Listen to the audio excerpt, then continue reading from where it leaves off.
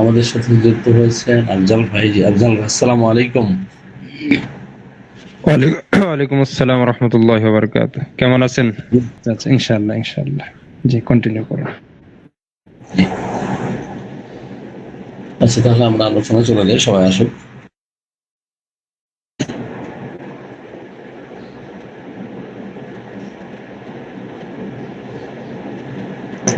রজিম, বিসমিল্লাহির রহমানির রহিম। নাহমাদুহু নুসাল্লি আলা রাসূলিহিল কারীম, আম্মা বাদ। আল্লাহ রাব্বুল আলামিনের অশেষ মেহেরবানিতে আমরা ফজরের নামাজ আদায় করি জ্ঞান চর্চার জন্য আমরা এখানে যারা উপস্থিত হয়েছি। তো যে আল্লাহ রাব্বুল আলামিন আমাদেরকে এমন একটি সুন্দর পরিবেশে সুস্থ অবস্থায় যুক্ত হওয়ার তৌফিক দান করেছেন, সেই মহান রাজা রাজাদিরাজ মহান আল্লাহ রাব্বুল আলামিনের নিকট শুকরিয়া আদায় করি। সকলে বলি আলহামদুলিল্লাহ। সাথে সাথে স্মরণ করি মানবতার মুক্তির দিশারি হযরত মুহাম্মদ সাল্লাল্লাহু আলাইহি সাল্লামকে, এবং আরো স্মরণ করি মুহাত্তাসিম আলিমকে। আজকে যারা হোমিওপ্যাথিক ডক্টরস পয়েন্ট গ্রুপে যুক্ত হয়েছেন সকলকেই সকালের শুভেচ্ছা জানাই এবং হৃদয়ের গভীর থেকে সালাম জানাই, আসসালামু আলাইকুম ওয়া রাহমাতুল্লাহ। আশা করি আপনারা সকলে ভালো আছেন। আল্লাহর অশেষ কৃপায় আলহামদুলিল্লাহ আমিও এক প্রকার ভালো আছি। আমরা গতদিন আমাদের যে আলোচ্য বিষয় ছিল, টপিক ছিল introduction to the chronic disease. তো আজকে দ্বিতীয় পার্টে আমরা এই টপিকের উপরে আলোচনা করতে চাই। কতদিন আমরা ক্রনিক ডিজিজ সম্বন্ধে একটু ধারণা দিয়েছি। আজকেও ইনশাল্লাহ ক্রনিক ডিজিজ এবং লেভেলস অফ হেলথ, এই দুইটার সমন্বয়ে আমরা একটু ডিসকাস করার চেষ্টা করব। এখন কোন কোন পেশেন্টদেরকে আমরা হোমিওপ্যাথিক চিকিৎসা দিয়ে তাদের আরোগ্য করতে পারি, আর কোন কোন ক্রনিক পেশেন্ট আদৌ আসলে ভালো হয় না। আমরা যারা হোমিওপ্যাথিক প্র্যাকটিস করি অনেকে বলে থাকি যে না, সকল ক্রনিক পেশেন্ট ভালো হয়। নো, সকল ক্রনিক পেশেন্ট কিন্তু ভালো হয় না। লেভেলস অফ হেলথ কেমন তার অবশ্যই এটা জানা দরকার। সকল ক্রনিক পেশেন্ট হোমিওপ্যাথিতে ভালো হবে না, এবং কোন কোন পেশেন্ট গুলো ভালো হবে এটা আমাদের জানা প্রয়োজন। আমরা রোগী আসলেই বলে দেই যে না, সকল পেশেন্ট আমার দ্বারা ভালো হবে। নো, সকল পেশেন্ট ভালো হবে না। আমাদের দেখেন অনেক হোমিওপ্যাথ আছেন, ক্যান্সার স্পেশালিস্ট হয়েছেন, ক্যান্সার বিশেষজ্ঞ, তাই না? তো তারা মানুষের সাথে কিভাবে প্রতারণা করতেছে, এখানে আমাদেরকে সতর্ক হতে হবে, সাবধান হতে হবে। তো টাকা ইনকাম করার জন্য অনেকগুলো উপায় আছে, অনেকগুলো পথ আছে। আপনি মানুষের সাথে জীবন নিয়ে ছিনিমিনি খেলে এইভাবে তাকে ধোকা দিয়ে ধাপ্পাবাজি করে টাকা নিতে পারেন না। অবশ্যই আমাকে আপনাকে কঠিন জবাবদিহি করতে হবে।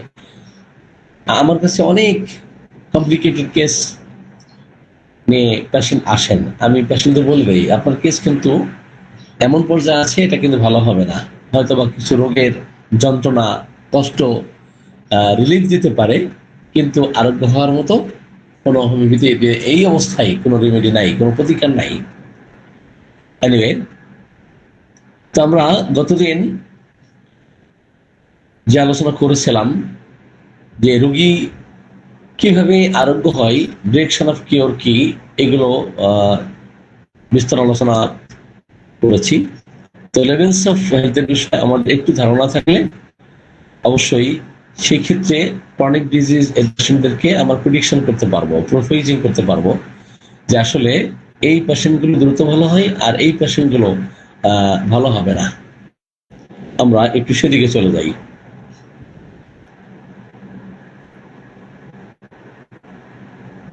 আমাকে ক্লিয়ার শুনতে না পারলে অবশ্যই একটু বলবেন। আপনারা কি আমাকে ক্লিয়ার শুনতে পাচ্ছেন? আমাকে কি ক্লিয়ার আপনারা শুনতে পাচ্ছেন? ওকে, তাহলে আমরা একটু লেভেলস অফ হেলথ সম্বন্ধে একটু ধারণা নিয়ে আসি। জর্জ ভিদলকার স্যার ওনার লেভেলস অফ হেলথের যে ক্যাটাগরি গুলো উল্লেখ করেছেন, group A, group B, group C এবং ডি। তো এই 4টা গ্রুপের মধ্যে 12টা লেভেলস আছে। এখন এই 12টা লেভেলসের মধ্যে গ্রুপ এ তে কারা থাকে, গ্রুপ বি তে কারা থাকে, গ্রুপ সি তে কারা থাকে, কোন কোন পেশেন্ট গ্রুপ সি এর, কোন কোন পেশেন্ট গ্রুপ ডি এর, এগুলো আমাদের একটু জানা দরকার।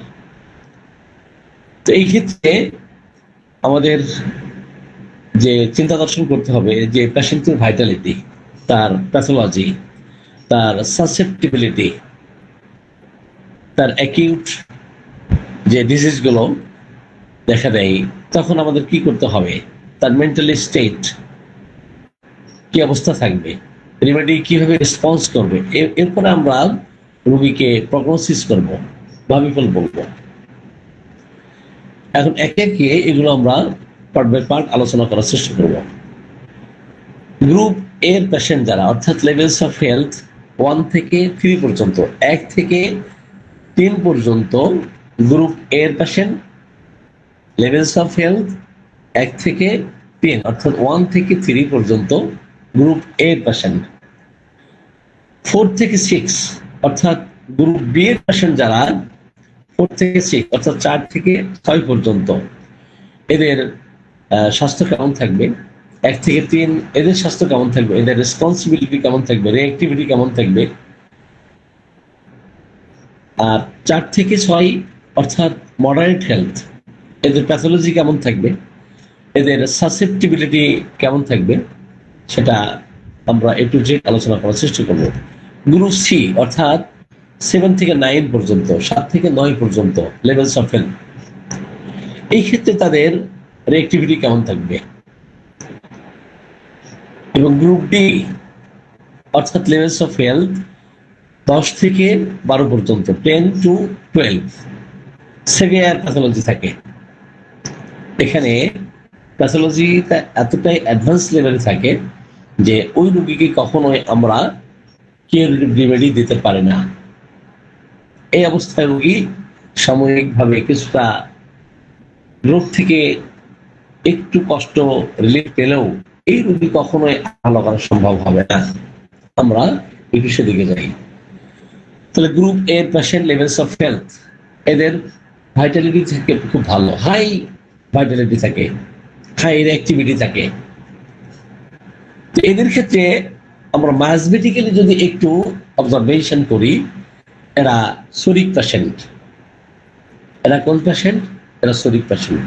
শরিক পেশেন্টদের যখন রোগ লক্ষণ আক্রমণ করে, তাদের দেহে প্রকাশিত হয়, তাদের যে কোনো রোগ দেখা দেয়, তাদের স্পষ্ট লক্ষণগুলো কিন্তু প্রকাশিত হয়।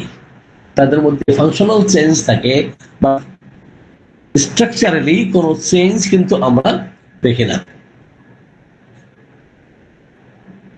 তো ফাংশনাল পরিবর্তন থাকে শরীর পেশেন্টদের ক্ষেত্রে, কিন্তু গঠনগত পরিবর্তন দেখা যায় অন্যান্য ম্যাজমেটিক ম্যানিফেস্টেশনের রোগীর ক্ষেত্রে।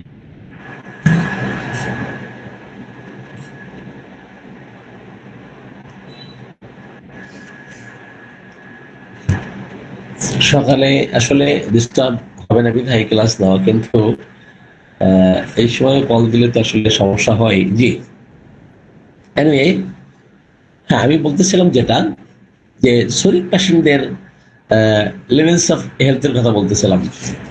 মার্থাস স্যামুয়েল হ্যানিম্যান শরীর যে ম্যাজমেটিক ম্যানিফেস্টেশনের কথা বলেছেন, সেটাকে আমরা যদি লেভেলস অফ হেলথ থেকে একটু কম্পারেটিভ স্টাডি করি, কম্পারিজন করি এটার, তাহলে আমরা দেখব এদের রোগ লক্ষণ যখন দেখা দেয়, যে কোনো রোগ দেখা দেয়, তখন কিন্তু দেখবেন এদের রোগ লক্ষণ এত স্পষ্ট থাকে যে মনে হয় যে সে ব্রায়নের সিমটম নিয়ে আসছে, হয়তোবা সে সালফারের সিমটম নিয়ে আসছে, হয়তোবা সে বেলেডোনার সিমটম নিয়ে আসছে। এদের লেভেলস অফ হেলথ কিন্তু ভালো থাকে। দেখবেন এদের যদি জ্বর দেখা দেয়, দেখবেন 102, 3, 4 পর্যন্ত উঠতেছে। কিন্তু যারা অন্যান্য লেভেলের থাকে, অন্যান্য গ্রুপের থাকে, অর্থাৎ বি সি, তাদের ক্ষেত্রে কিন্তু তুলনামূলকভাবে তাদের শরীরে জ্বর এর প্রকাশটা কম থাকবে, 103, 4 জ্বর হবে না। ওইদিকে আমরা পরবর্তীতে আলোচনা করবো। তাহলে লেভেলস অফ হেলথের যদি আমরা দেখি, গ্রুপ এর অর্থাৎ 1 থেকে 3 এর মধ্যে আছে, তাদের এনার্জি লেভেলটা খুব ভালো থাকে, এদের রিকভারিটাও কিন্তু দ্রুত হয়, খুব দ্রুত ওষুধের রেসপন্স করে। ওষুধ দেওয়ার সাথে সাথেই দেখবেন যে হয়তো অ্যাগ্রাভেশন হচ্ছে, অ্যাগ্রাভেশন হওয়ার পরেই খুব দ্রুত ভালো হয়ে যাচ্ছে। আবার সকল পেশেন্টদের সকল রোগের ক্ষেত্রে যে অ্যাগ্রাভেশন হবে এমন কিন্তু না। সেটা একজন হোমিওপ্যাথিক ডক্টর হিসেবে এগুলো আমরা অবজারভেশনে দেখি। তো এদের প্যাথোলজি কিন্তু দেখবেন যে ক্রনিক ডিজিজ হওয়ার টেন্ডেন্সি একেবারেই নাই। ক্রনিক ডিজিজ এদের হয় না, ফাংশনাল ডিস্টারবেন্স থাকে এবং এত বেশি স্পষ্ট লক্ষণ থাকে, প্রমিনেন্ট থাকে সিমটম গুলো, যে মেডিসিনের বা রেমেডির যে লক্ষণ একেবারে হুবহু তার মধ্যে আছে। তো এদের সাসেপ্টিবিলিটি দেখবেন যে প্রবণতা কেমন, যে দ্রুত রোগ লক্ষণ তার শরীরে দেখা দিচ্ছে, কিন্তু দ্রুত আবার চলে যাচ্ছে, যে কোনো ওষুধ খাইলেই হয়তো চলে যায়, অথবা ওষুধ ছাড়াও কিন্তু তার জীবনী শক্তি কিন্তু এটা ভালো করতে পারে। যেমন অ্যাকিউট ফেভারের ক্ষেত্রে, ইনফ্লামেটরি কন্ডিশন এর ক্ষেত্রে আমরা দেখি যে ক্লিয়ার স্ট্রং সিমটম পাওয়া যাবে, রিকভারিটা খুব দ্রুত হবে। জর্জ ভিতরকার স্যারের তাহলে আমরা যে লেভেলস অফ হেলথ 1 থেকে 3 পর্যন্ত, অর্থাৎ 1 থেকে 3, এটাকে গ্রুপ এ এর মধ্যে রাখছেন। আর এই ক্ষেত্রে আমরা মাইজমেটিক ম্যানিফেস্টেশন, মাইজমেটিক ট্রেটস, মাইজমেটিক যে কন্ডিশন সেটা আমরা শরীর হিসেবে দেখি। এখন মেন্টাল স্টেট কেমন থাকবে?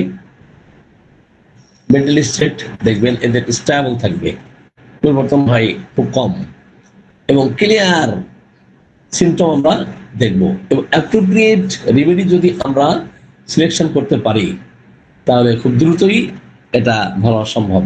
আর অনেক সময় আমরা হয়তো কনফিউজ হয়ে যাই যে মেডিসিন দ্রুত চেঞ্জ করার যে প্রবণতা, যে জ্বর কেন ভালো হচ্ছে না, একটা ওষুধ দেওয়ার পরে যদি হোমিওপ্যাথিক অ্যাগ্রাভেশন হয় সেই ক্ষেত্রে আমরা ভুল করে অন্য রেমেডির দিকে চলে যাই, অথবা তার ক্ষেত্রে সাপোজিটরি ইউজ করি যে জ্বর যে যেন তেন ভাবে কমাতে হবে, 103 জ্বর মানে এটা বিশাল ক্ষতি হয়ে যাবে। আসলে কিন্তু এমন না। আমরা যারা দীর্ঘদিন প্র্যাকটিস করতেছি তারা বুঝি যে মেডিসিন দেওয়া হয়েছে, রেমেডি দেওয়া হয়েছে, কিন্তু লক্ষণগুলো দেখা গেল প্রথমেই বৃদ্ধি ঘটিয়েছে, তার মানে এই নয় যে আপনি ভিন্ন রেমেডি দিবেন। এই ক্ষেত্রে একটু অপেক্ষা করলেই কিন্তু এটা চলে যায়। আমি আমার মেয়ের ক্ষেত্রে যখন দেখলাম যে আসলে, আমি ওই সময় আমাদের গ্রুপ অনেক ডক্টরকে ডেকেছিলাম যে আপনারা একটু আসেন, আমি বাবা হিসেবে তো একটা সফট কর্নার কাজ করে, কিন্তু মেয়ের জ্বর এতদিন ভালো হচ্ছে না। আমাদের আফজাল ভাই ছিলেন, আমাদের আবুল হাসান স্যার ছিলেন, এবং আরো অনেকেই ছিলেন। তো যাই হোক, তো হোমিওপ্যাথিতেই কিন্তু সেটা ভালো হয়েছিল। 103, 4, 5 জ্বর উঠতেছে, আমি কিন্তু হতাশ হয়ে নাই, আমি নিরাশ হয়ে নাই। হ্যাঁ, হোমিওপ্যাথির উপরেই ডিপেন্ডেন্ট থেকেই আমি চিকিৎসা দিয়েছি, তার এটা সমস্যা দূর হয়েছে। তো এখন শরীর পেশেন্টদের ক্ষেত্রে কিন্তু এই ধরনের রোগ লক্ষণ স্পষ্ট থাকে এবং প্রবলতা খুব বেশি থাকে, প্রকটতা খুব বেশি থাকে। এখন লেভেলস অফ হেলথ যদি আমরা 2 এর কথা একটু অবজার্ভ করি, গ্রুপ এ, বাট 1 এর থেকে 2 তে যারা যাবে লেভেলস অফ হেলথে, সেই ক্ষেত্রে তুলনামূলকভাবে আমরা যেটা দেখি যে প্যাথোলজির যে সেখানেও কিন্তু স্ট্রাকচারালি চেঞ্জ হয় না, এখানেও কিন্তু স্ট্রাকচারালি গঠনগত পরিবর্তন হয় না, মাইল্ড ফাংশনাল ডিস্টারবেন্স দেখা দেয়, হালকা হালকা সমস্যা দেখা দিবে। কিন্তু দেখা গেছে 1 এর থেকে 2 এ যারা থাকে লেভেলস অফ হেলথে, তাদের হয়তো একটু সময় নেবে, তাদেরও খুব দ্রুত ভালো হবে, কিন্তু লেভেল 1 এর তুলনায় দেখা গেছে যারা 2 তে থাকে, তো তাদের ক্ষেত্রেও কিন্তু ইনফ্লামেশন থাকে, ইনফ্লামেশন ডেভেলপ করতে পারে, তাদের ক্ষেত্রেও জ্বর দেখা দিতে পারে, তারাও খুব দ্রুত রেসপন্স করে, রিকভারি দেখা দেয় তাদের ক্ষেত্রে, কিন্তু তার থেকে একটু সময় বেশি নিতে পারে। সেই ক্ষেত্রে আমরা রেমেডির যে রেসপন্স সম্ভাবনা খুব ভালো থাকবে এবং ক্লিয়ার ইমপ্রুভমেন্ট থাকবে। যদি কারেক্ট রিমেডি আমরা সিলেক্ট করতে পারি, দুটোই ভালো হবে। কিন্তু ওয়ানের তুলনায় টুতে যারা আছে একটু সময় বেশি নিতে পারে। এই ক্ষেত্রে আমরা প্রগনোসিস করবো পেশেন্টদের ক্ষেত্রে, হ্যাঁ আপনার ছেলের জ্বর হয়েছে, হয়তো বা একদিন সময় লাগতে পারে বা 12 ঘন্টা সময় লাগতে পারে। তো জ্বর হওয়া মানেই যে খুব কঠিন কিছু ক্ষতি হয়ে যাবে এমন না। জ্বর কিন্তু নিজের কোনো রোগ না, অন্য রোগের উপসর্গ হিসেবে এটা দেখা দিতে পারে। লেভেলস অফ হেলথ যারা আপনার 3-তে থাকবে, লেভেলস অফ হেলথের লেভেলটা এমন থাকবে যারা 3-তে থাকবে তারাও কিন্তু গ্রুপ এর, কিন্তু 3-তে থাকলে দেখা যাবে এরাও দ্রুত ভালো হয়, কিন্তু তাদের প্যাথোলজি কিন্তু খুব বেশি অ্যাডভান্স লেভেলে যায় না। তাদের ক্ষেত্রে ফাংশনাল চেঞ্জ হয়, তাদের ক্ষেত্রে ফাংশনাল যে ডিসঅর্ডার, কিন্তু আর্লি স্ট্রাকচারাল চেঞ্জ হতে পারে আর্লি। এখন স্ট্রাকচারাল চেঞ্জ বলতে আসলে আমরা কি বুঝি? ফাংশনাল ডিসঅর্ডার থাকবে যারা লেভেলস অফ হেলথ 3-তে, কিন্তু আর্লি স্ট্রাকচারাল চেঞ্জ থাকতে পারে। এই ক্ষেত্রে হয়তো বারবার হয়তো রিটার্ন করতেছে, রিকারেন্ট করতেছে, হয়তো জ্বরটা একটু ভালো হতে সময় লাগছে, এটাও কিন্তু অ্যাকিউট কেস।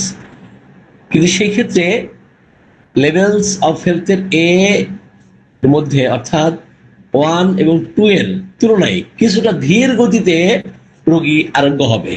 যত দ্রুত আরোগ্য হয়েছে লেভেলস অফ হেলথের 1 এর পেশেন্ট, 2 এর পেশেন্ট কিছুটা ধীর গতি সম্পন্ন হবে যারা 3-তে থাকবে। এই ক্ষেত্রে আপনার অ্যাংজাইটি থাকতে পারে, এই ক্ষেত্রে ইরিটেবিলিটি থাকতে পারে, ইমোশনাল সেন্সিটিভিটি থাকতে পারে, এবং এদের ক্ষেত্রে একটু স্ট্রেসটা একটু বেশি থাকে। কিন্তু অ্যাপ্রোপ্রিয়েট কারেক্ট রিমেডি যদি দিতে পারি তাহলে রেসপন্স কিন্তু খুব দ্রুত হবে। কিন্তু যারা 1 এবং 2 যত দ্রুত ভালো হয় এত দ্রুত কিন্তু ভালো, যারা 3 এর অধীনে আছে তারা কিন্তু এত দ্রুত হবে না। সেই ক্ষেত্রে 1 দিন 2 দিন লাগতে পারে, 2-3 দিনও লাগতে পারে, 4 দিনও লাগতে পারে। সেই ক্ষেত্রে আমরা পেশেন্টদেরকে প্রগনোসিস করতে পারি যে হ্যাঁ আপনার রোগী এতদিন সময়ের মধ্যে ভালো হতে পারে। আমরা শুধু জ্বরের কথা বলবো কেন? সাপোজ যদি তার ব্যথা দেখা দেয়, ব্যথা বেদনা, অথবা XYZ অন্য কোনো রোগ, সেটা ঠান্ডা লাগার প্রবণতা, যত দ্রুত 1 এবং 2 এর পেশেন্ট ভালো হচ্ছে, কিন্তু এত দ্রুত ভালো কিন্তু 3 এর অধীনে যারা থাকেন এত দ্রুত ভালো হবে না। আমি শুধু একটু হিন্টস দিচ্ছি, আপনারা একটু যদি পড়াশোনা করে আসেন তাহলে এটা বুঝতে সুবিধা হবে। যদিও এটা একটু অ্যাডভান্স লেভেলের একটু আলোচনা, তো ক্রনিক ডিজিজ আমি নিজেও কিন্তু ভালো বুঝি না। আমাদের আফজাল ভাই মাশাআল্লাহ ক্রনিক ডিজিজ সম্বন্ধে খুব ভালো লেকচার দেন এবং ভালো বুঝেন। আমরা ওনাকে ইনশাল্লাহ নিয়ে আসবো। তো ক্রনিক ডিজিজ আমাদের দেশের অধিকাংশ হোমিওপ্যাথ, আমি যাদের সাথে ওঠা বসা করেছি, যতটুকু আমার সৌভাগ্য হয়েছে, অধিকাংশ ডাক্তার কিন্তু ক্রনিক ডিজিজ বুঝেন না। আমার কাছে যেটা মনে হয়েছে, আমি নিজেও ভালো বুঝি না, কিন্তু অধিকাংশ ডক্টর ভালো বুঝেন না। তো সেই ক্ষেত্রে ক্রনিক পেশেন্ট কিভাবে ওনারা চিকিৎসা করেন আমার বুঝে আসে না। এনিওয়ে, তো গ্রুপ বি এর কথায় আমরা আবার আসি। আমরা গ্রুপ এ এর কথা বলতেছিলাম, একটু ধারণা দিয়েছি। তো এদের লেভেলস অফ হেলথ কেমন থাকবে?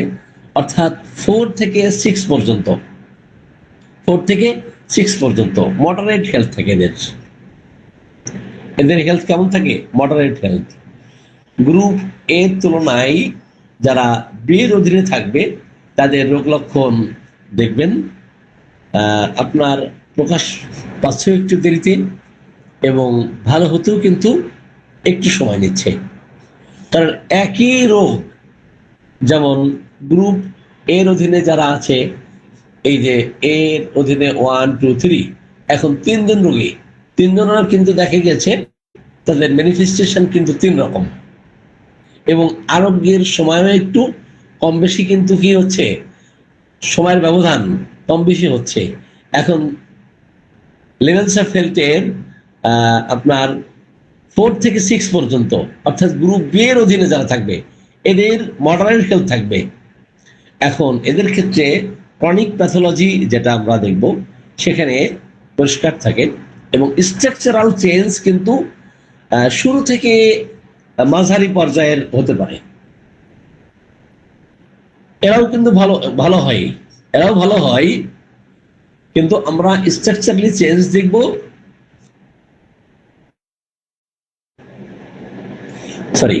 স্ট্রাকচারালি চেঞ্জ দেখব যে একেবারে শুরু থেকে মাঝারি পর্যায়ের হতে পারে। এদের রিপিটেড ডিজিজ, দেখা গেছে একই ডিজিজ বারবার রিপিট করতেছে, অথবা সেই ডিজিজের সাথে ভিন্ন ভাবে অন্য রোগও দেখা দিচ্ছে। তো একই ক্ষেত্রে কি হতে পারে এবং ক্রনিক ক্ষেত্রে কি হতে পারে? এখন আমি যেটা বলতেছিলাম যে ক্রনিক সকল পেশেন্ট কিন্তু হোমিওপ্যাথি ভালো হয় না, কিন্তু ক্রনিক এর কিন্তু আবার লেভেল আছে। ক্রনিকের কিন্তু আবার লেভেল আছে, কোন গ্রুপের লেভেলস অফ হেলথ তাদের কেমন। তো ক্রনিক এটা শুরু হচ্ছে বংশানুক্রমিক ক্রনিক ডিজিজ, আর আপনার অর্জিত ক্রনিক ডিজিজ কখনো কিন্তু একরকম হবে না। এদের প্রকাশভঙ্গি, এদের আরোগ্যের ধারা ভিন্ন ভিন্ন থাকবে। তাহলে লেভেলস অফ হেলথের 4 এর পেশেন্ট যারা ক্রনিক প্যাথোলজি, এদের পরিষ্কার থাকবে, স্ট্রাকচারাল চেঞ্জ শুরু থেকে মাঝারি পর্যায়ের হতে পারে। মেন্টাল স্টেট কেমন থাকবে? এদের যদি অ্যাংজাইটি থাকে, এদের যদি ইরিটেবিলিটি থাকে, এবং রেসপন্সটা করবে কিন্তু সেটা খুব স্লোলি করবে। অ্যাপ্রোপ্রিয়েট রেমেডি যদি দেওয়া হয়, কারেক্ট রেমেডি দেওয়া হয়, ইমপ্রুভমেন্ট সেটা সম্ভব। রেসপন্স করবে সেই ক্ষেত্রে কিন্তু খুব ধীরে ধীরে করবে। এখন আমরা হয়তো কোশ্চেন করতে পারি, এটা লোকালি ইমপ্রুভমেন্ট আগে হবে না মেন্টাল ইমপ্রুভমেন্ট আগে হবে? যদি মেন্টাল ইমপ্রুভমেন্ট আগে হয় তাহলে আমরা ধরে নিব এই পেশেন্ট ভালোর দিকে যাবে। আর ফিজিক্যালি ইমপ্রুভমেন্ট হচ্ছে বাট মেন্টালি ইমপ্রুভমেন্ট হচ্ছে না, আমরা পেশেন্টকে বলবো, অথবা যিনি প্রেসক্রিপশন করেছেন তাদেরকে বলবো যে না, এটা সঠিক মেডিসিন হয় নাই। কারণ সঠিক মেডিসিন হতে হলে অবশ্যই মেন্টালি ইমপ্রুভমেন্ট আগে হতে হবে, ফিজিক্যালি ইমপ্রুভমেন্ট পরে হয়। যদি কোনো লোকাল ইমপ্রুভমেন্ট হয়, মেন্টালি ইমপ্রুভমেন্ট না হয়, সেই ক্ষেত্রে আমরা ধরে নিব মেডিসিন সঠিক নাই। মেন্টালি ইমপ্রুভমেন্ট অবশ্যই আগে দেখা দিবে, এরপর ফিজিক্যালি ইমপ্রুভমেন্ট হবে। আর প্যাথোলজি এটা খুব অ্যাডভান্স লেভেলের যায় না, অ্যাডভান্স লেভেলের থাকে না, এরাও আরোগ্য হয় কিন্তু একটু সময় নেই। লেভেলস অফ হেলথ যারা 5 এর, এখানেও কিন্তু আমরা দেখি ক্রনিক ডিজিজ এর যে ব্রিফনেস একটু বেশি থাকে 4 এর তুলনায়, অর্থাৎ 4 এর তুলনায় লেভেলস অফ হেলথ যাদের 5, ডিজিজের যে ধরন একটু ব্রিফ থাকে। আর প্যাথোলজি স্ট্রাকচারালি এদের কেমন থাকে? মডারেট স্ট্রাকচারাল প্যাথোলজি থাকে এবং ক্রনিক ডিজেনারেটিভ চেঞ্জ থাকতে পারে। রিপিটেড তার ক্রনিক কমপ্লেইন্টস দেখা দিচ্ছে, বারবার তার এই ক্রনিক সমস্যা ফিরে আসতেছে, সেই ক্ষেত্রে রিকভারি হতে একটু সময় নিতে পারে। হতে পারে সেটা 6 মাস, হতে পারে 3 মাস, হতে পারে, এটা ডিপেন্ড করবে যে আমি প্রত্যেকবার সঠিক রেমেডি তাকে দিতে পারতেছি কিনা। প্রত্যেকবার যদি আমরা সঠিক নির্বাচিত ওষুধ দিতে পারি তাহলে এই রোগীকে ভালো করা সম্ভব। আদারে দেখা যাবে তার ভোগান্তি বাড়তে থাকবে, অথবা এই রোগী অন্য কোনো প্যাথিতে গেলে আরো বেশি জটিলতা তৈরি হবে। কারণ ক্রনিক ডিজিজ কিন্তু অ্যালোপ্যাথিতে ভালো হয় না। রোগ লক্ষণ হয়তো চাপা পড়ে রোগের নামে ভিন্ন ভিন্ন রূপে এইভাবে দেখা দেয়, ভিন্ন মূর্তিতে দেখা দেয়, ভিন্নভাবে এটা আসে। তাহলে আমরা লেভেলস অফ হেলথের কথা বলতেছিলাম, এদের রিকভারি হতে একটু সময় নিতে পারে, সেটা হতে পারে 3 মাস, 6 মাস। এটা ডিপেন্ড করবে যে তার ভাইটাল ফোর্স কেমন, তাই না? এই সমস্ত পেশেন্টদের মেন্টালিটি কেমন থাকবে? এদের মেন্টালিটি থাকবে যারা এরা ইনসিকিউর থাকবে, নিরাপত্তাহীনতাই থাকবে, পারসিস্টেন্ট অ্যাংজাইটি তাদের মধ্যে দেখা দেবে, এবং ক্রনিক যে ডিজিজ দেখা দিয়েছে একটা স্ট্রেস তাদের মধ্যে থাকে এবং রেসপন্স হতে সময় লাগে। এদের রোগ লক্ষণও কিন্তু দেখবেন যে একেবারেই আপনি যেমন লেভেলস অফ হেলথের 1 থেকে আমরা 4 পর্যন্ত যা দেখেছি এত বেশি স্পষ্ট লক্ষণ কিন্তু আমরা পাবো না। আমরা হয়তো লক্ষণ খোঁজার চেষ্টা করি, কিছু লক্ষণ পাবো, কিন্তু টোটালিটি অফ সিমটমস মিলিয়েই কি ওষুধ দিলে এই রোগীকে ভালো করা সম্ভব? নো। টোটালিটি অফ সিমটমস মিলিয়ে আমরা অনেক পেশেন্ট আমরা দেখি যে সব লক্ষণ মিল আছে। গতকাল আমাকে একজন কোশ্চেন করলেন একজন ডক্টর সাহেব যে আঙ্কেল আমার পেশেন্টদের মধ্যে তো রাস্টক্সের স্পষ্ট লক্ষণ পাই, তো এই পেশেন্ট তো দীর্ঘদিন সাফার করতেছে। আরেকজন ডক্টর বললেন স্যার আমি তো আপনি একটা ওষুধ দিয়েছিলেন সেটা খেয়ে বেশ ভালো ছিলাম, তো আবার আমার ঠান্ডা লাগলো, আমি রাস্টক্স খেয়েছি, রেসপন্স করতেছে না। দেখেন, রাস্টক্সের স্পষ্ট লক্ষণ থাকার পরও রাস্টক্সে কাজ করতেছে না, তার মানে কি? তার মানে এই পেশেন্ট হচ্ছে chronic patient, chronic disease suffer করতেছেন। রাস্টক্সের কজেশনও রাস্টক্সে ছিল, বাট রাস্টক্স দিলে তার ক্ষেত্রে রেসপন্স করবে না। কেন করবে না? মাইজমেটিক যে ব্যারিয়ার আছে, মাইজমেটিক যে ম্যানিফেস্টেশনের যে প্রতিবন্ধকতা আছে, এই প্রতিবন্ধকতা দূর না করা পর্যন্ত কখনোই এই সুনির্বাচিত ওষুধেও কাজ করবে না। লক্ষণ হুবহু ব্রায়োনে রাস্টক্স জালকামারা থাকলেও কাজ করবে না। আমরা এই জায়গায় কিন্তু ব্যর্থ হই যে আমরা কখন কোন মেডিসিন অ্যাপ্লাই করতে হবে এটা কিন্তু জানি না। আমরা লেভেলস অফ হেলথের 5 নিয়ে মনে হয় কথা বলতেছিলাম। তাহলে এদের ক্ষেত্রে আমরা দেখব যে ক্রনিক স্ট্রেস থাকবে এবং রেসপন্স হতে সময় লাগে, এবং কিছু পেশেন্টদের ক্ষেত্রে আমরা এমন পাবো যে পার্শিয়াল হয়তো ইমপ্রুভমেন্ট হচ্ছে।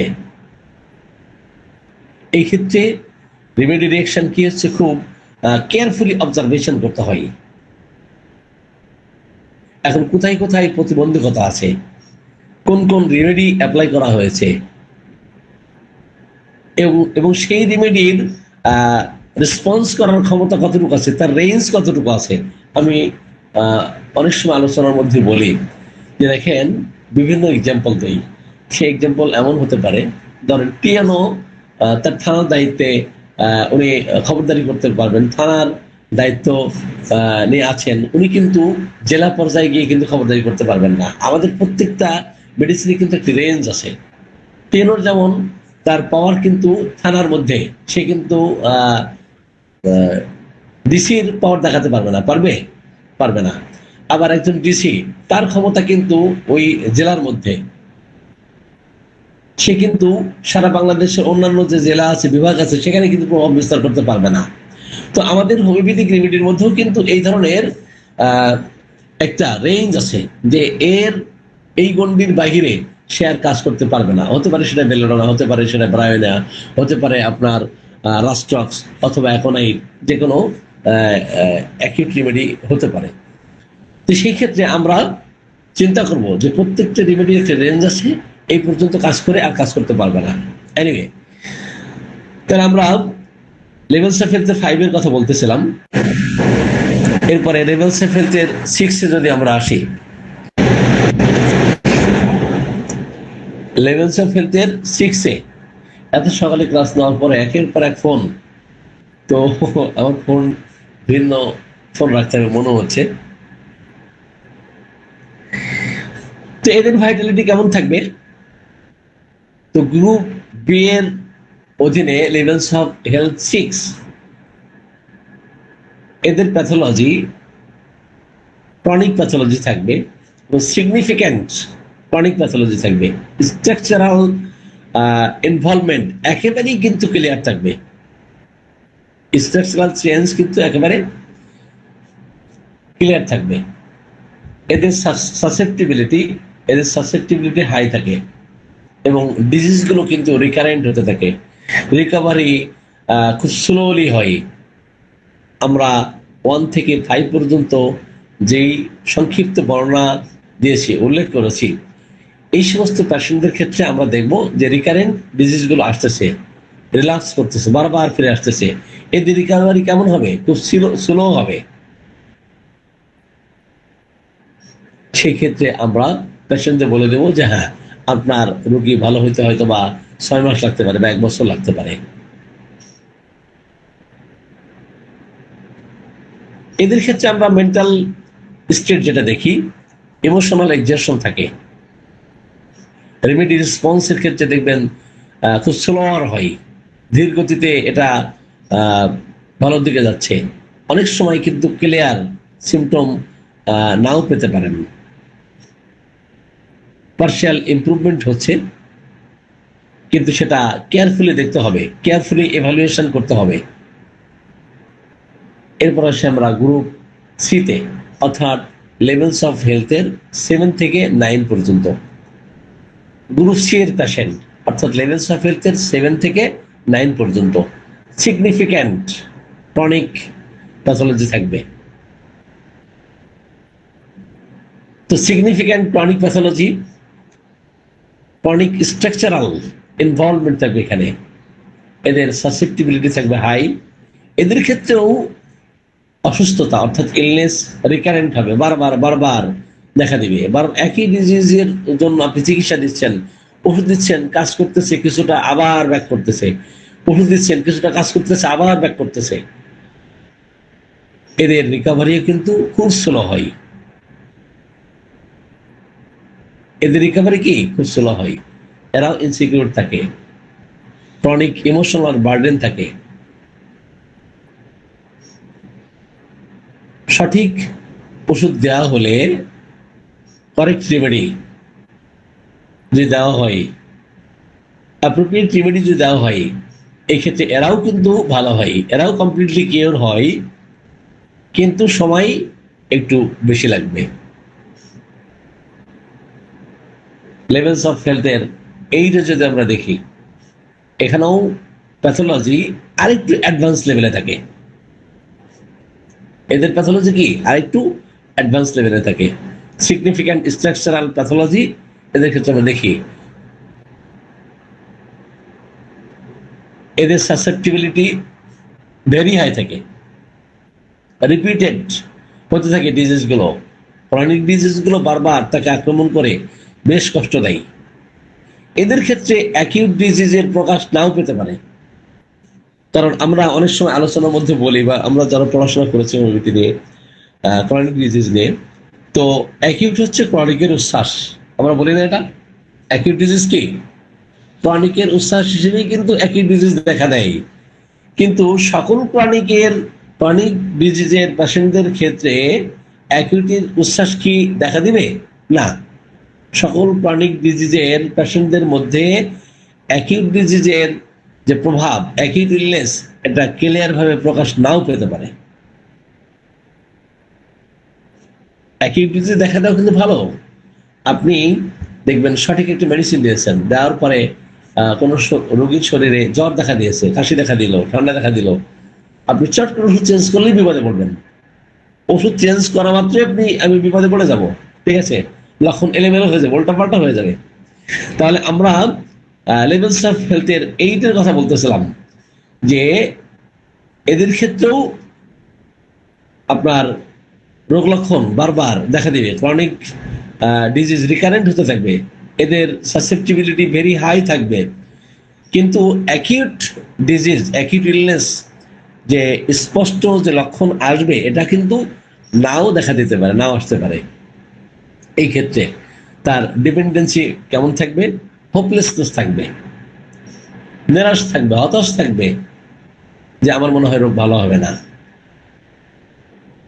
হতাশা নিরাশা থাকবে, হোপলেসনেস, ইমোশনাল ইনস্টেবিলিটি থাকবে, এবং ওষুধ যেটা দেওয়া হয়েছে এটা পার্শিয়ালি কাজ করতেছে, দেখা গেল স্লো কাজ করতেছে,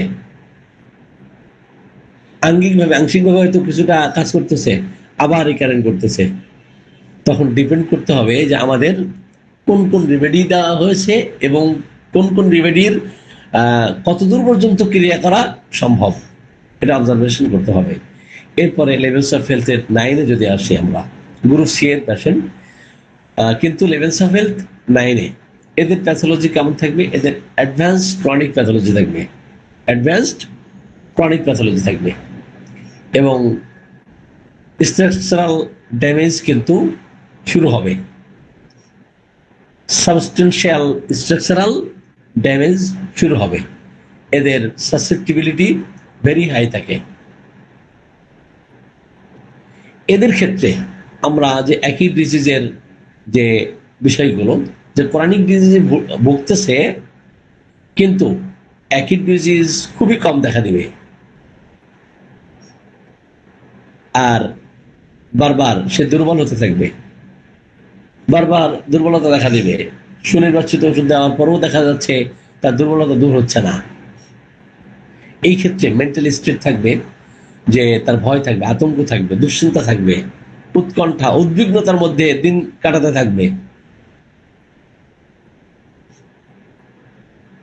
এই ক্ষেত্রে দেখবেন যে খুব সতর্কতার সাথে অবজারভেশন করতে হয়। আর রেমেডি দেওয়ার পরেও দেখবেন খুব হালকা চেঞ্জ হচ্ছে, খুব হালকা চেঞ্জ হচ্ছে।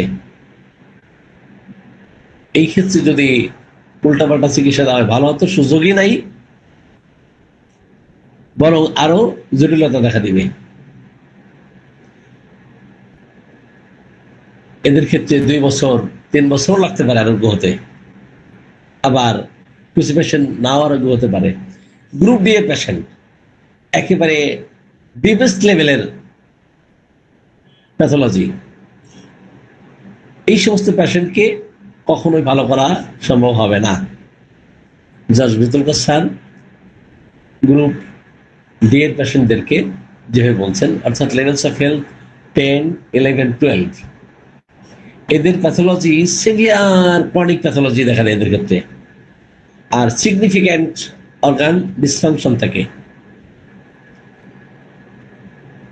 ওষুধে কাজ করলেও খুব হালকা কাজ করবে, কিছু কষ্ট হয়তো দূর হবে, কিন্তু এই সমস্ত পেশেন্টদের কখনোই আরোগ্য করা সম্ভব হবে না। আর এদের ক্ষেত্রে তো স্ট্রং ফিভার, হাই ফিভার হওয়ার কোনো রকম সম্ভাবনা থাকে না, ইনফ্লামেশন নাও থাকতে পারে এইভাবে, ঠিক আছে। এদের জ্বর দেখবেন যে দেখা দিচ্ছে না, আর জ্বর দেখা দিলেও 100 অথবা 101 অথবা 99, হ্যাঁ। তো এইভাবে জ্বর কিন্তু খুব হাই ফিভার থাকে না, স্ট্রং ফিভার থাকে না। এদের মধ্যে হোপলেসনেস থাকে, এদের মধ্যে সিভিয়ার অ্যাংজাইটি থাকে, ইমোশনাল বার্ডেন থাকে।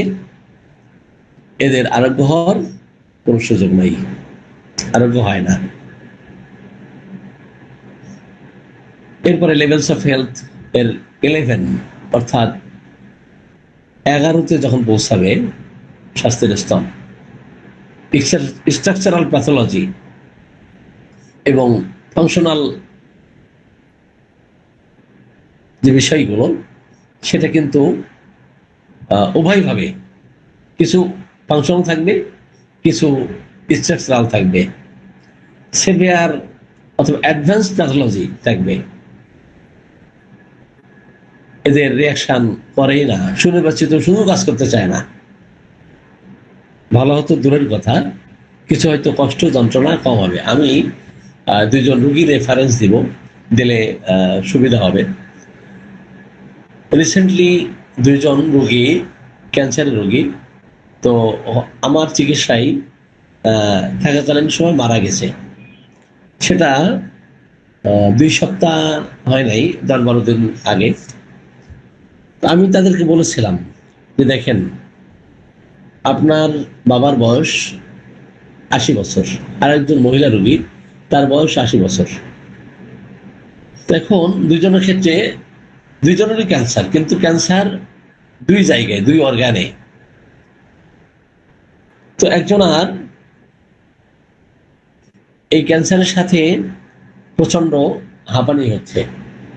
তো উনি যেহেতু সরকারি চাকরি করেন, সিএমএসে ভর্তি আছেন, উনি এয়ারফোর্সে আছেন, ওনার বাবাকে নিয়ে পরে সিএমএসে রাখছেন।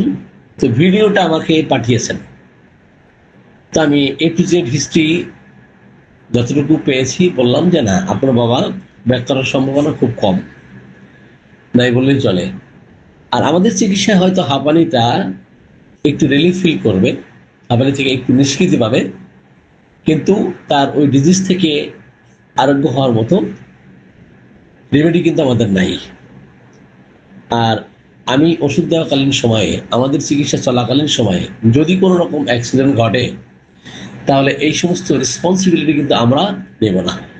তিনি বললেন ঠিক আছে স্যার, যেহেতু আমার আব্বার কোনো রকম হাঁপানি কমতেছেই না, কোনো ওষুধেই রেসপন্স করতেছে না, তো সেই ক্ষেত্রে যদি একটু কষ্ট, একটু যন্ত্রণা, একটু লাঘব হয়, তো সেই ক্ষেত্রে দেখবেন আমার দীর্ঘদিনের অভিজ্ঞতা, দুর্যোগের অভিজ্ঞতা, আমি যেটা দেখেছি যে রোগে যেভাবে যন্ত্রণা পাচ্ছিল, দেখবেন এই যন্ত্রণা কমে গিয়ে হয়তো মৃত্যুর যন্ত্রণা তো কমানোর কোনো ক্ষমতা নেই, আছে কারো ক্ষমতা নেই, তো রোগী হয়তো 1-2 দিন পরেই মারা গেছে।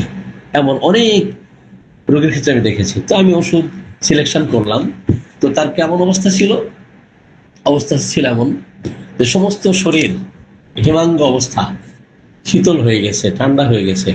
অনেকেই এই হেমাঙ্গ অবস্থা, ঠান্ডা অবস্থা দেখলে কিন্তু কার্বোভেজ অ্যাপ্লাই করেন। একদম জীবন সায়ান্নে বসে গেছে, একদম পড়ন্ত বেলায় চলে এসছে, বয়সের পড়ন্ত বেলা এবং ডিজিজও এমন অবস্থায়। তো এই অবস্থায় কোনো ওষুধই রেসপন্স করতে চায় না, অনেকে হয়তো কার্বোভেজ অ্যাপ্লাই করবেন। তো আমি আরো কিছু সিমটম নিলাম, যে ঘর্ম হচ্ছে বিন্দু বিন্দু ঘর্ম, সেটা ঠান্ডা, ঘাম যেটা হচ্ছে সেটা ঠান্ডা, এবং বুকের মধ্যে তার রেসপিরেটরি ফাংশনে ঘর ঘর শব্দ হচ্ছে, ঘর ঘর আওয়াজ হচ্ছে, এবং কোনো চেতনা নাই, অক্সিজেন চলতেছে, প্রচন্ড মাত্রায় শ্বাসকষ্ট হচ্ছে। আমি ওষুধ সিলেকশন করলাম এন্টিমটার্ট। যেহেতু তার রেসপন্স করার ক্ষমতা নেই, কথা বলতে পারছে না, অচেতন জ্ঞানের মতো পড়ে আছে, কিন্তু প্রচন্ড শ্বাসকষ্ট হচ্ছে এবং এত বেশি কফ জমে আছে বুকের মধ্যে যে কফ যে ফেলবে এই শক্তিও তার নাই। আমরা এন্টিমটার্টকে মৃত্যু সঞ্জীবনী মেডিসিন বলে থাকি, তাই না? একদম জীবন প্রদীপ নিভু নিভু অবস্থায় এন্টিমটার্ট, কার্বোভেজ খুব চমৎকার কাজ করে।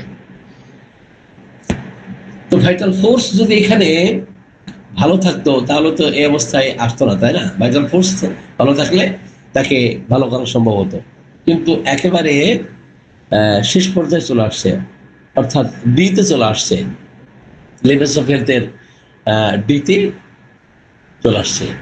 তো আমি প্রেডিকশন করেছি, প্রফেজিং করেছি যে আপনার বাবা কিন্তু ভালো হওয়ার সম্ভাবনা নাই। তো ওষুধ যেহেতু পাঠিয়েছি, সময়ও কম পাবো, হাতে সময় কম আছে, রিপিটেড ডোজ আমি দিয়েছি। 15 মিনিট পর পর অ্যাপ্লাই করেন। তো 15 মিনিট পর পর অ্যাপ্লাই করার পরে 2 ঘন্টা পর উনি ফোন দিয়ে জানালেন, ওনার ছেলে ফোন দিয়ে জানিয়েছেন, বলেছেন যে আমার বাবার তো এখন হাত পা একটু গরম হয়েছে, হাত পা যেমন ঠান্ডা ছিল এই ঠান্ডা ভাব অনেকটাই কমে গিয়ে এখন স্বাভাবিক মানুষের যে টেম্পারেচার এমন দেখা দিয়েছে, একটু উত্তপ্ত হয়েছে, ঠান্ডা ভাব নাই, এবং শ্বাসকষ্ট অনেকাংশেই কমে গেছে, শ্বাসকষ্ট অনেকাংশেই কমছে। তো তারা খুব খুশি। আসলে কিন্তু সে যে বাঁচবে না, আমি আগেই বলছি যে না, আসলে বাঁচার সম্ভাবনা খুবই কম। এরপরে এশার নামাজের পরে কথা বলার কথা ছিল, এশার নামাজের আগে আমি ফোন দিয়েছি যে ভাইজান আপনার বাবার কি অবস্থা। উনি বললেন যে আমার বাবা এই মাত্র মারা গেলেন। কি হলো? এই মাত্র মারা গেলেন। তো যাই হোক, তো আমি হয়তো ভাবছিলাম যে আরো হয়তো কয়েকদিন বেঁচে থাকবে, তো আল্লাহ তাকে পৃথিবী থেকে নিয়ে গেছে। তো এই হলো অবস্থা। অথচ আমরা অনেকে বলে থাকি যে 4 মাসের মধ্যে এই ক্যান্সার নাকি ভালো করে দেয়, এই নিয়ে যা রিপোর্টও হয়েছে, এটা হোমিওপ্যাথিদের জন্য লজ্জাস্কর। Anyway, come to the point. তার লেভেলস অফ হেলথের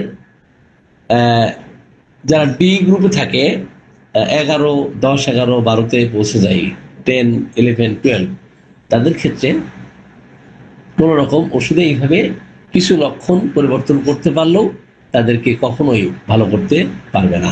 এদের ক্ষেত্রে দেখবেন কেউ কেউ অচেতন অবস্থা আছে, হ্যাঁ, কোনো অনুভূতি সত্যি ব্যক্ত করতে পারতেছে না, তাহলে এই সমস্ত পেশেন্ট ভালো হবে না। আর আমরা যদি বলে দিই যে সকল পেশেন্ট হোমিওপ্যাথিতে ভালো হয়ে যাবে, নো, আমি কখনো এমন পাই নাই যে সব পেশেন্ট আমার কাছে ভালো হয়ে যায়। সম্মানিত চিরসুবৃন্দ, আমরা লেভেলস অফ হেলথের যদি 12 দেখি, group D levels of health 12, একেবারে আরো শেষ পর্যায়ে,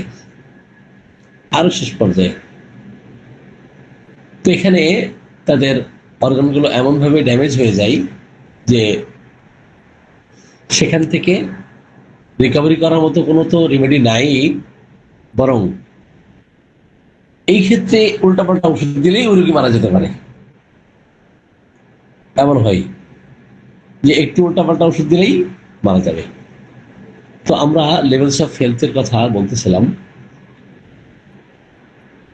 পরবর্তী দিনে ইনশাল্লাহ আমরা এটার তুলনামূলক ম্যাথমেটিক যে ব্যাকগ্রাউন্ড আছে, hereditary background, past disease, previous treatment, present pathology, Vitality, তাদের সাসেপ্টিবিলিটি, অ্যাকিউট রিয়াকশন এবং মেন্টাল ইমোশনাল যে স্টেটগুলো, রেমেডি রেসপন্স কেমন করবে, এগুলো A to Z আলোচনা করার চেষ্টা করবো ইনশাআল্লাহ।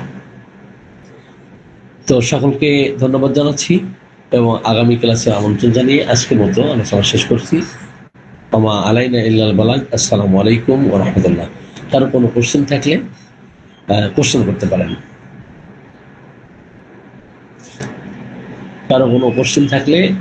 পারেন, এবং কোনো মন্তব্য থাকলে মন্তব্য করতে পারেন, মতামত দিতে পারেন। আমাদের আফজাল ভাই আছেন, জি আফজাল ভাইয়ের কাছ থেকে আমরা একটু মতামত নিতে চাই। জি আফজাল ভাই, আমাকে শুনতে পাচ্ছেন? আসসালামু আলাইকুম ওয়া রাহমাতুল্লাহ। জি স্যার, শুনতে পাচ্ছি। আপনার আলোচনা তো মনোযোগ দিয়ে শুনলাম। মাঝে মধ্যে ইনশাআল্লাহ আপনারা এরকম ক্লাসের আয়োজন করলে আমাদের অবশ্যই